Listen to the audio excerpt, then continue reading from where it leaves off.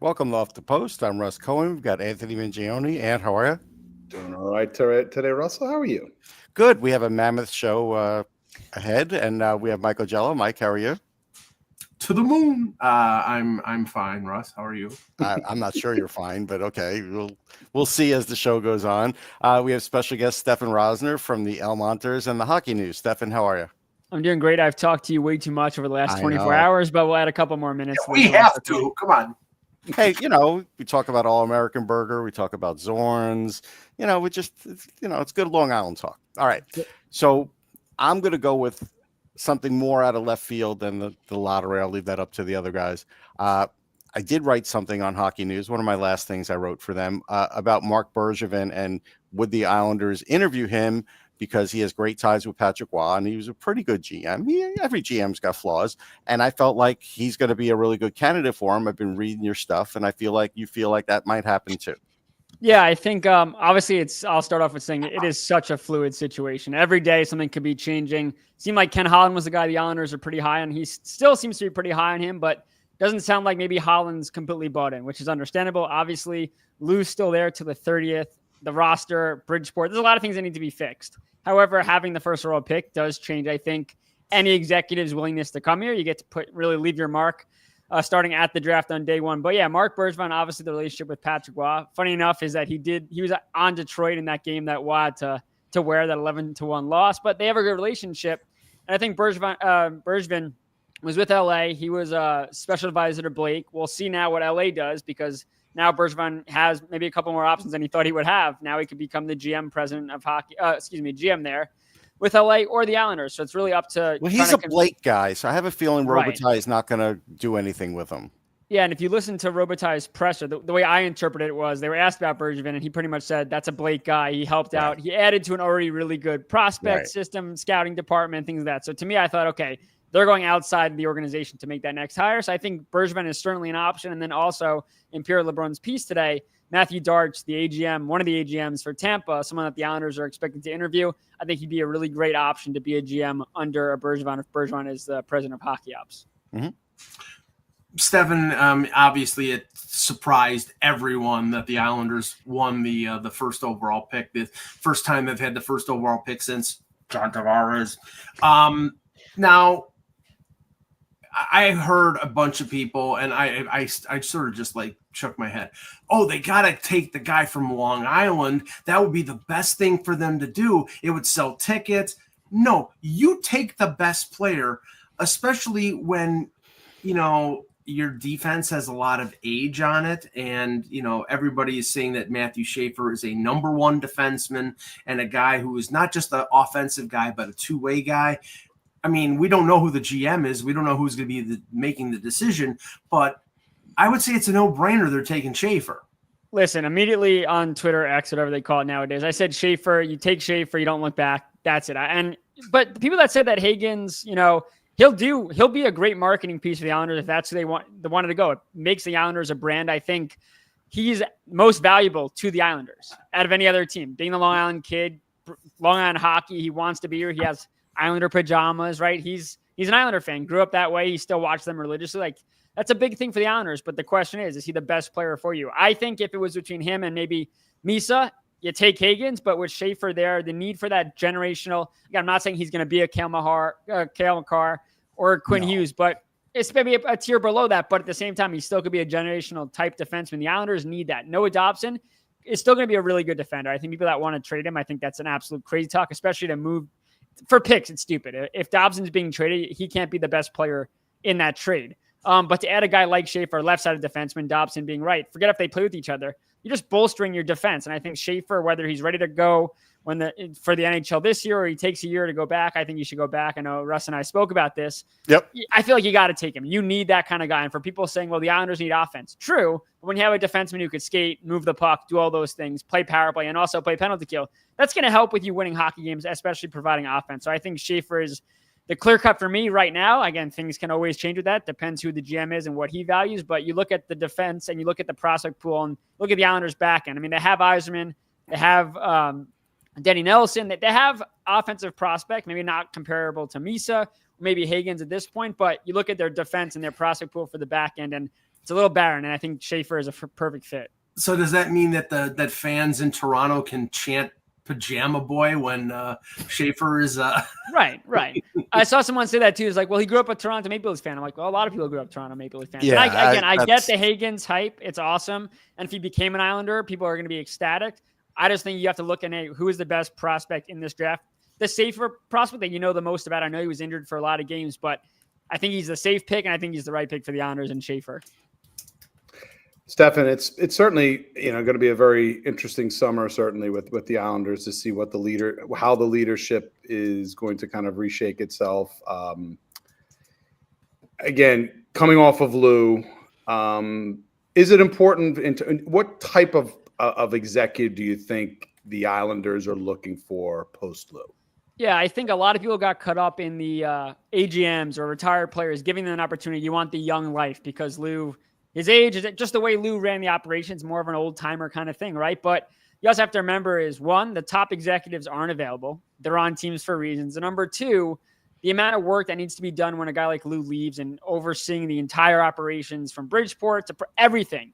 You need someone with experience, and age is usually the best way to get experience. Not saying that the older you are, the wiser you are, but we know the saying, there's so much that has to be done. So I think for Islander fans or just hockey fans that are looking at this and saying, well, they need to go get Matthew Darts, and make him your GM and president of hockey ops. Like, I understand why you think that's a good idea, or Scott White or somebody like that, but you need someone who's experienced in running an entire organization.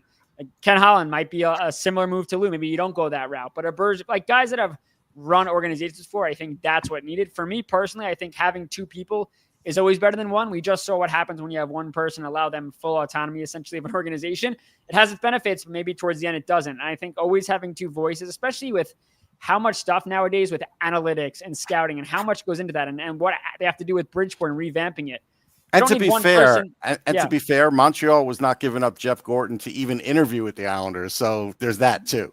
Right. Like I said, the top executives, you look at, like, people were saying, well, what about Neil? All these guys, they're where they are. They're not leaving. No. Like you said, Gordon. So I think just with how much work has to be done, and just general in running an organization nowadays, having a president of hockey ops and a GM, or having a GM and 4 assistant GMs, like, yeah, I get it. One person has to have a say. That's how every job works. But I think the more people that can help out and taking a load off one person or handling something else, I think that's the way you should go. Buffalo doesn't think so.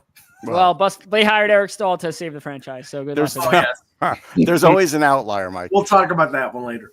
So, Stefan, as you know, and eventually other people will see, I don't think anybody in this draft should be played right away. I don't think the Islander fans should have any expectations that they're going to be in the lineup starting opening night. But they have to sell tickets. They're not selling tickets. What do you think they're going to do next season to sell tickets? Maybe it's going to be free agency. What do you think? Yeah, so I think first off is having Callum Ritchie up is going to help. I'm not saying they're going to sell it to see Callum Ritchie, but I don't remember the last time the Islanders called up a guy that had that much aura in the sense of a top prospect, right? Mm-hmm. Getting to play. Everyone's hoping for Yzerman and guys like that, but 2 years away, Callum Ritchie's going to be in the NHL next year, whether he's your 2C or your 3C. He's going to be playing. So that's going to entice people.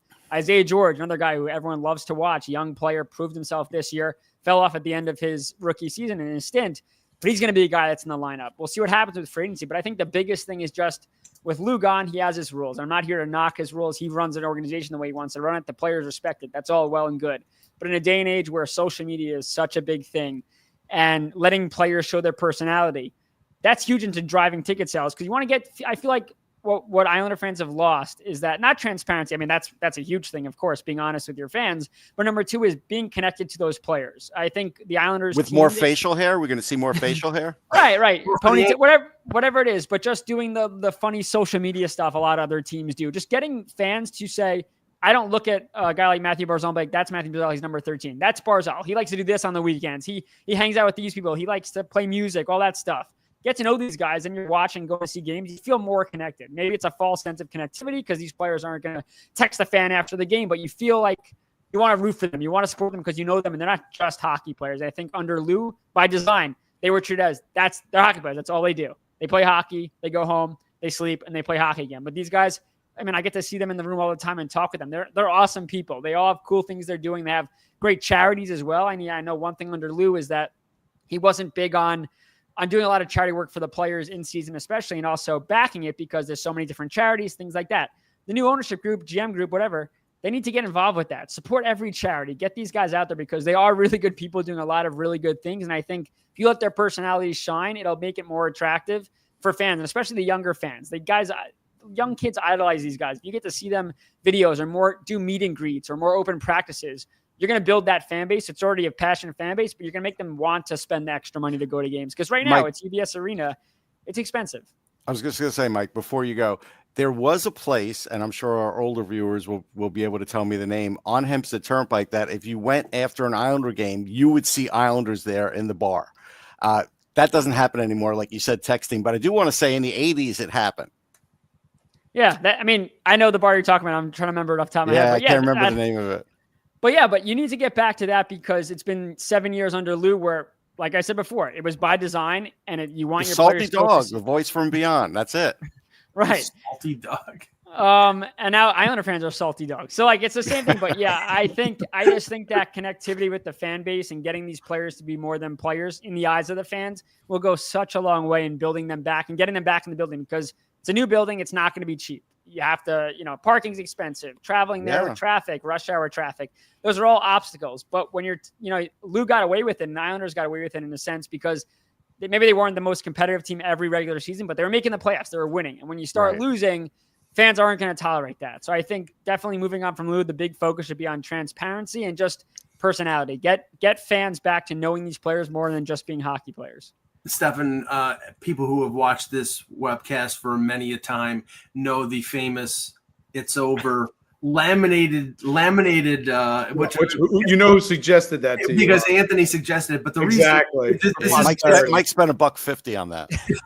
Yes, at Office I'll give you a whole quarter for that. Yeah, but the reason this is laminated and the reason this is the original from 5 years ago is because it was based on the Islanders and the fact that they got the 2 conference finals. Granted, it was during COVID situations, but they were close. They were Game 7 and they lost 1-0 in the Eastern Conference Final. And the thing that I think is the legacy of Lou is that they didn't do what they needed to do to get over the top. And I railed forever. Get some scoring. All you need is a couple scores, and you're going to probably be a winner. And he didn't do it, and I don't get it. Well, loyalty plays a huge part, and also he tripled down on a roster that never won. I think everyone would have understood if the Islanders won one of the Cups one of those years, and they tried to win again and failed. You could at least say, you know what? Well, they won the Cup. You get a buyout for 10 years of just that was the excuse. I think Islander fans over the moon. I'm born in '98. If you weren't born when they were winning the Cups, you haven't seen much. Right. You've seen Bavilli's overtime winner. You've seen the Sean Bates penalty shot. You've seen Bortuzzo's shot that Barzal. That's what you've seen. You didn't even see the White House Project. You didn't even see that. I wasn't old enough to vote for that. Right. So Steve Webb. Right. So it's especially for this building, we haven't had one of those monumental, again, the Bortuzzo Barzal deflection was great. Then they lost the next game. So it is what it is, but Islander fans are longing for that again. And I think Lou maybe was too loyal for too long and they could have revamped their team or just, again, got scores. Barry Trotz wanted scores. It was clear as day. Patrick Waugh he made it clear in media that he was frustrated with the players that Lou made him play. I know when they called up Pierre Engvall again from Bridgeport. I know Pierre Engvall turned it around a little bit at the end and we'll see what happens in the summer, but Matt Martin, who the fans loved, got a contract off of PTO and it was clear that Waugh was frustrated and Waugh could say what he wants to walk it back. It was obvious. And I think fans felt the same way and Waugh was kind of saying, you know what, this is the roster. Now you have a chance with the new GM coming in, new president coming in. Let Waugh have a say if he's going to be back. If Waugh's not getting back, then forget that. But if Waugh is back, he's going to play the system he's going to play. He's not changing the system to fit the team. It's clear as day. Trotz did that. Lane tried. It didn't work. Waugh is who Waugh is. He's going to play that way. So if you're going to keep him, whether it's Bergevin or someone else, you have to talk to Waugh and get the players. I know Anthony Duclair didn't work for the Islanders last year. I have a hard time blaming him a lot. Yes, maybe at times the effort wasn't where it needed to be, but 5 games in, the injury, I still think Duclair is a fit if he could play to that level. If he can't get back to that level and he can't use his legs, unfortunately for the Islanders, he's not going to be as useful. But if he could get back and being a 20 to 25 goal scorer, playing second line, maybe third line, depending on how well you do in free agency. If they bring Kyle Palmieri back, we'll see what happens. There were contract talks and Lou's gone now, but if they bring Palmieri back and he starts as your third line winger, that means he did really well in the offseason. So there's a lot of ways for this to go, but the biggest thing is that whoever comes in, if Waugh is back, build a roster to fit Waugh's system and go from there because it's one thing to lose games, one thing to be boring. And we had that as with Trotz, but they were winning the games. They were boring, but winning. Under Waugh, especially towards the town of the year, it was boring. It was hard for fans to sit there and watch because they were lethargic. There wasn't a lot going on. I know Brock Nelson was traded. They're arguably their one or two best producers. He was gone. It was just missing something. So having Richie up there, whether they win or lose, it'll be fun. It'll be exciting. That young talent, George. A lot has to be done this summer, but getting a first overall pick, whether he's in the NHL or not next year, is going to be exciting for the entire fan base. Yep. Last one for me, Stefan. Speaking of potential young players that the Islanders could be exploring, what about Isaac Howard? Is that a player that they may look at and say, hey, you pair him with Richie and we might have something cooking there? I would 1,000% take a look at that. I mean, we don't know exactly what went wrong with Isaac Howard and why he's not signed with Lightning. We just know that it sounds like he's going to get moved. For the Islanders, they do have that extra pick they got in the Brock Nelson deal, a 2026 first. I know it's a deeper draft, but maybe they want to move a pick or I think why not? I think for the Islanders as well is they haven't had many drafts to execute and get those kinds of players. If you could use the assets you got, because the whole point of the Brock Nelson deal, get the prospect and the pick, and then you know how it works. Draft capital is a huge thing. I would definitely go that route and try to flip it. There's a Hockey News story. One of my interns, Michael Astor, wrote that story and saying Isaac Howard should be someone the Islanders go after, and I couldn't agree more. I think that would be really cool and fun to see, but it's never a bad thing, even for these undrafted college free agents the Islanders brought into camp. Sign them all back. Why not? Get new life in it, and if one of them pans out, it's like when you draft all these goalies. One of them is probably going to pan out and help your franchise in the long run. So I think, Isaac Howard's a great thing, but also get as many undrafted college free agents into camp, see what they got, because you don't need the veterans in Bridgeport that are not going to help these youngsters get to that next level. The only thing I want to point out is, and I think it was 7, the Islanders drafted 7 defensemen once, and that was just nuts. Like, it made no sense. Adam Pelech was good. I think he was one of them, but like, why did you draft 7 defensemen? Like, it's just. That wasn't the same draft as Pulak, was it? I don't know. I don't think it was the same draft. I don't think so. Separate drafts. Yeah, I was going to say it wasn't. I don't think so. But anyhow, Stefan, thanks so much for coming on. I'm sure I'm going to get a tweet from you in a day or so for something. And we'll see you soon. And everybody should read them on the Hockey News. Appreciate it, guys. Have a great one. Take care, Steph. Thank you. All right. So we could talk a minute about the draft lottery, which was weird. Yeah. Y'all wanted to know how the sausage was made. Now you know. Yeah. I mean, it's hard. And I don't eat sausage. I understand you're there to sell it to some degree, but it's hard to raise your voice about how the draft lottery's going. You know what I mean? Like, if you're covering it, it's like, all right, come on. And when they had a commercial break, I'll be honest, I wanted to break my television. Like, don't do a commercial. Why did you do it? My whole thing was, that's why I even tweeted, what are the odds this thing's going to end at 7:30? Like, it was just dragging on. And I love the draft lottery, but come on, it could go faster. Yeah, you made the Leafs Panthers go at 8:00 for this. Right. It makes no sense to do that. This is where we are, though, with ESPN at the helm. And I don't know. I don't think they added any excitement to it. It was what it was. I know Flyers fans weren't happy. I know Bruins fans were less happy. National fans were pissed. It's tough to try to explain to people, Russ, that, and I'm having these conversations with people who say, how could this happen? They were fourth. I was like, it's the fourth best odds to get the first pick. Right. It's not a guarantee that you're getting the fourth pick. Right. You know what I said on Locked On Flyers, and I am not a mathematician and I can't back this up, but I've watched this and covered this long enough that I said, even though the Flyers were fourth worst, they weren't going to end up there. I just knew that. The percentage was higher for fifth than it was for fourth. Right. You knew that. Like, that's what the one thing you could count on was that. Exactly. And in this circumstance, the way I look at it is, unless again, you don't draft necessarily for need. You draft for best player available. We know all that.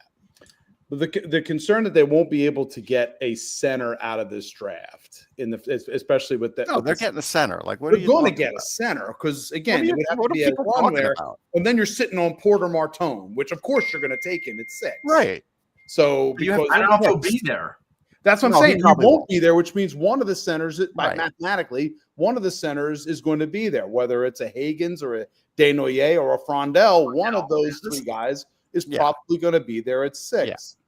So that's the reason why in this circumstance, in that range, whether Philly was in 4, 5, or 6, to me was not a oh my God, this is heartbreaking. How could we fold? You know, this is. I think fans look at mock drafts and think it's chalk like the NFL, and it's not. No, and especially this year, they're different with their boards. This is going to be different. This is this one, is not especially gonna, this draft is special. How many mock drafts before Vegas had Seneca going third to Anaheim? No, None. Zero. Not a there was friggin' only one. talk that we don't learn our day. lessons because There was only talk that day that he might go in that top 5, and then it happened. And that's because it leaked to somebody, basically. Correct. And that's how it was found out, and everybody was surprised. But Yeah. That does, again, wingers. It's not a written rule where you don't take a winger in the top 5. It depends on the player. It always depends on the player. and depends on the quality of the draft too. Right. Yeah. But anyhow, it was one of those things where I had tweeted before. I said mostly fans will be unhappy from the draft lottery.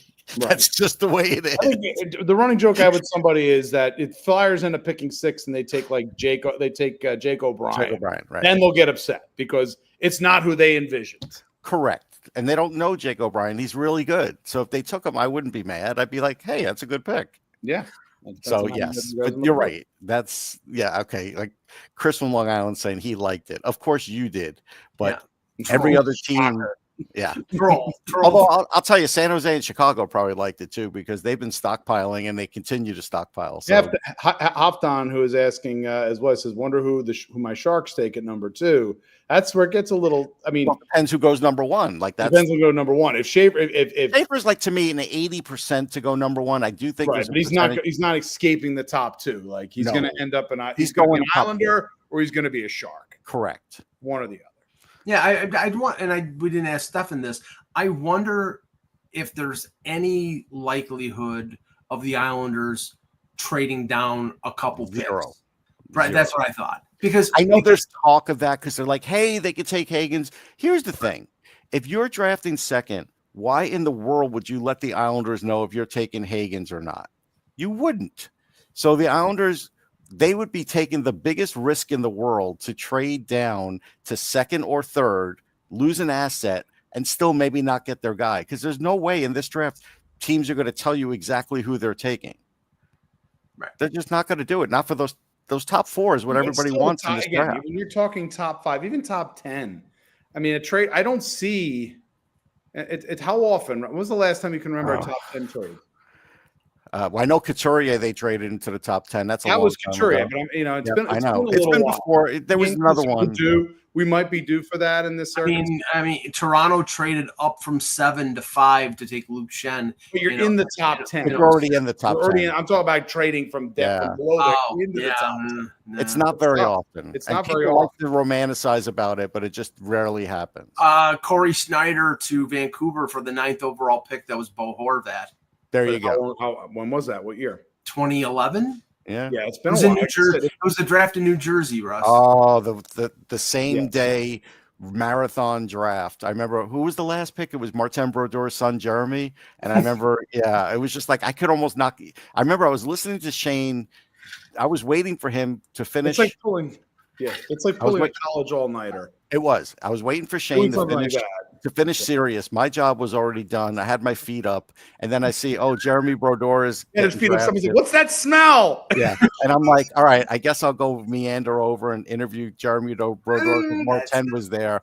And I still had to wait like a half hour for Shane after, and it was just that day was the longest day of my life. It really was. It was longer days in your life. I mean, very few. Come on, Russ. Very few. That was they'll never do it again. Like that. It's top 5. Let's say it's top 5. It's top 5. They'll never do it again. We know that. But that it's a memorable day because of that. But so Mike, let's talk about the Leafs Panthers upcoming game here because Matt Murray's in the house and everything's good after that. It's nice when you have a backup that won 2 Stanley Cups.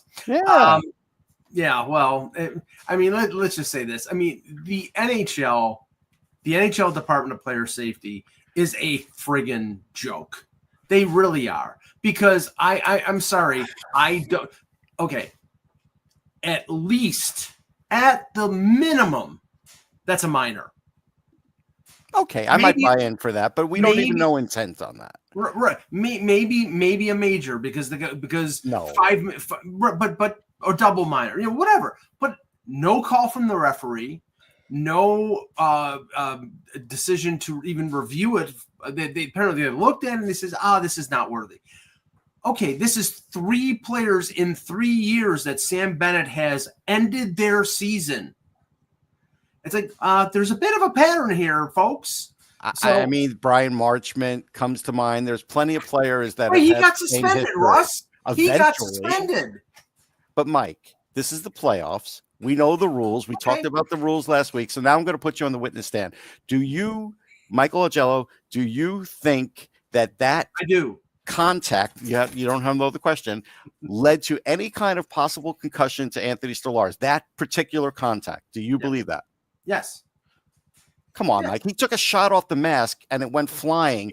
That's what led to it. That's just the last thing was the final result. Okay. And that's why they didn't do anything. It didn't bend the mask.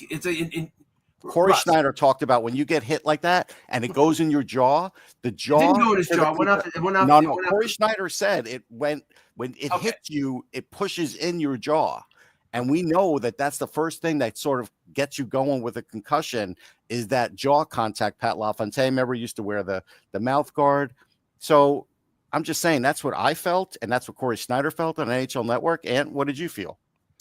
I think one started it, and the other one basically put it right over the top. That's the thing. Like he had one bit of head trauma, and that wasn't good. And you add the second one, whether the contact's inadvertent or not, it's a hockey game.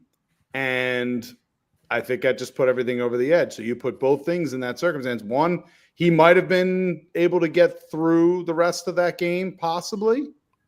But the fact the spotter kind of missed that was a bit of a concern. But that's a concern. That's certainly after the Bennett contact, forget it at that point. The spotter wasn't even part of the whole decision-making process. It was when Stolarz yacked on the bench that the Leafs medical staff took him out. So, and of course, I mean, if it is, we assume it's concussion. Right. It's, and all the talk is, he's feeling better. Well, yeah, he's feeling better. Great. That's wonderful. Like go out for a siesta. He's not healthy enough to play. Right. And feeling better and being symptom free is different. Right. And I doubt he's going to be symptom free within the balance of the series. So Russ, it's all on the shoulders of number 60. Yeah, look, I think 60 is a good goal. There was always this possibility. There was always this chance. We've seen this happen before. I mean, where teams, if they lose their goalie and then someone gets their opportunity here. We've seen it happen to a lot of teams. We've seen it with Philly and other teams where you have to. This is where having a good backup is critical. Yeah. This is a great opportunity. I think it's a great opportunity for Joseph Woll. It is. Now, Craig Berube, he's an even-keeled guy, at least in public. And I think he is telling his team, Max Domi, you idiot, don't go half-cocked. Don't try to get back at Brent Bennett. Don't take stupid penalties.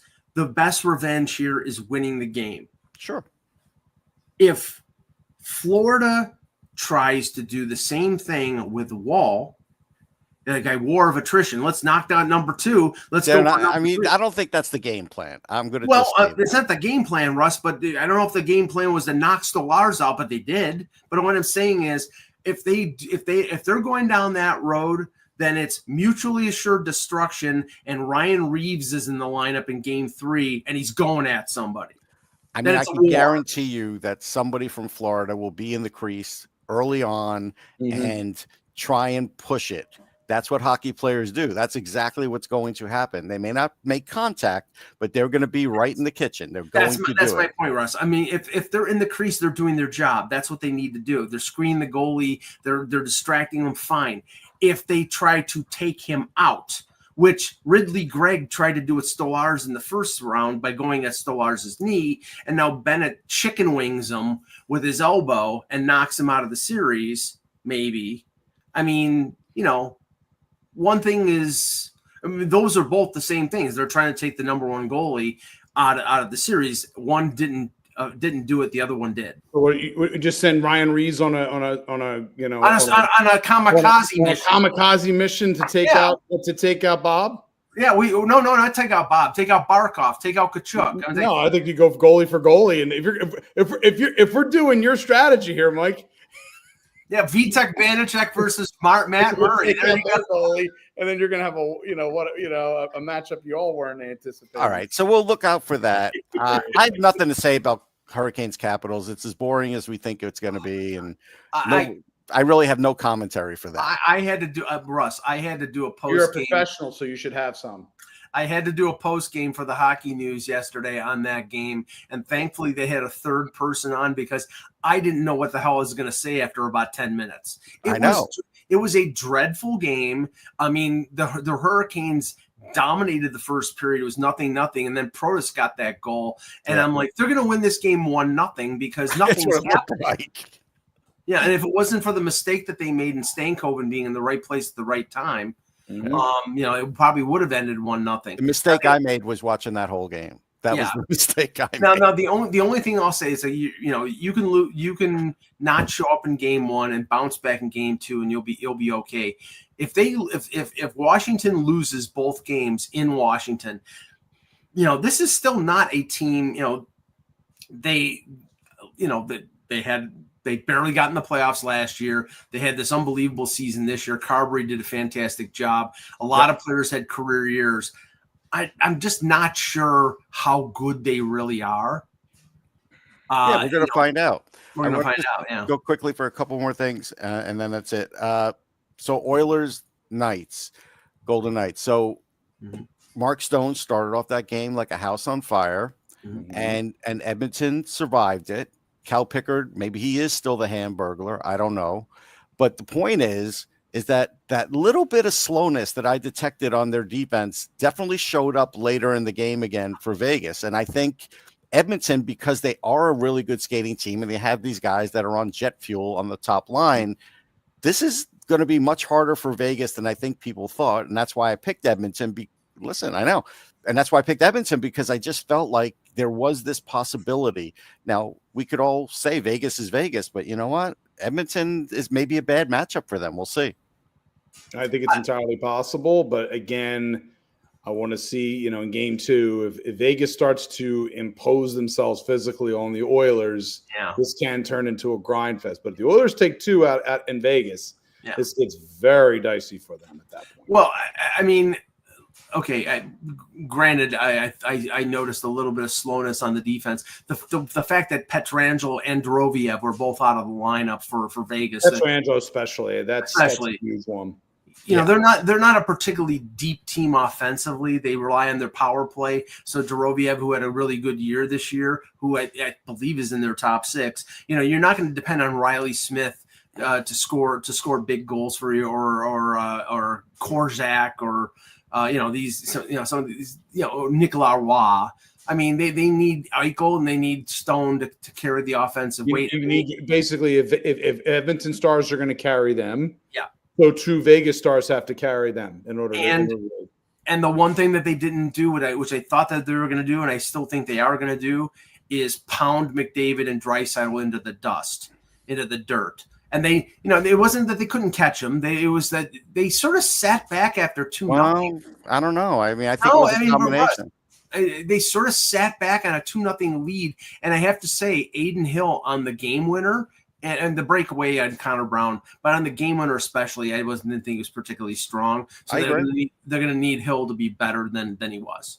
And let's see who they use for the horn. I'm going with Sammy Hagar since he has a residency going there. Let's see old Sammy on there. See how he does. Cyndi Lauper. All right. I don't know if she has a residency going in Vegas right now. Last one, Stars, Jets. This should be great. Like this one. It should be. Yeah. This should be a goalie battle. And because we're saying it, it probably won't be. But I just think this will be, this how much better make it one. Yeah. These are two big teams, and I think it'll be nice to watch. So that one's worth staying up for. It's not too late. 9:30 is not bad. No, I haven't heard whether that Scheifele or Morrissey or Stanley, he's a lesser, consideration. But Shifley was skating, so there's always a chance. I haven't heard anything about Morrissey. Yeah, so I mean that to me that's a big determining factor. I mean, we know that Robertson's coming back for Dallas. I think that eventually Heiskanen is going to come back. I think they're not going to press it because I think if he comes back, they want him to be back. They want him not to be in for a game and then sort of take a rest or something flares up. They want to make sure he's as close to 100% as possible. That maybe deeper in the series, 3 or 4 games he comes in. But I mean, I think the odds of Dallas going all the way are going to depend on whether Heiskanen gets back or not. Well, I can tell you who's not coming back for Dallas, and that's Troy Aikman. That's it. That's it for Off the Post. We'll catch everybody next time. Take care, everybody. George Pixins is.